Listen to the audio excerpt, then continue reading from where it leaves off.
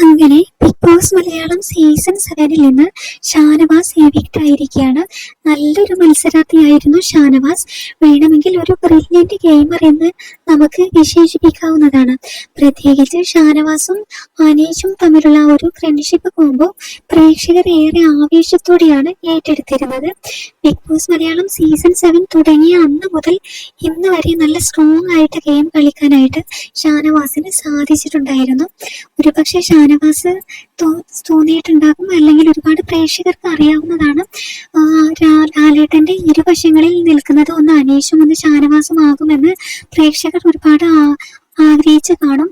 എന്തെന്ന് വെച്ചാൽ ഷാനവാസും അനീഷും തമ്മിലുള്ള ഒരു ഫ്രണ്ട്ഷിപ്പ് കോംബോ എല്ലാവരും ഇഷ്ടപ്പെട്ടതാണ്. എന്തായാലും അനുമോളും അനീഷും ഷാനവാസും നല്ല കൂട്ടായിരുന്നു കേട്ടോ ഹൗസിൽ. ഇനി ബാക്കിയുള്ളത് ഷാനവാസ് ഇപ്പോൾ ടോപ്പ് 3 ആണ്. 3ാം സ്ഥാനം നേടാനായിട്ട് ഷാനവാസിന് സാധിച്ചു. ഇനി നമ്മുടെ അനീഷും അനുമോളും മാത്രമാണ് ബാക്കിയുള്ളത്. ഏതാനും നിമിഷങ്ങൾക്കുള്ളിൽ ഇനി ആരായിരിക്കും ഫസ്റ്റ് ആവുക എന്നുള്ളത് അറിയാൻ സാധിക്കും.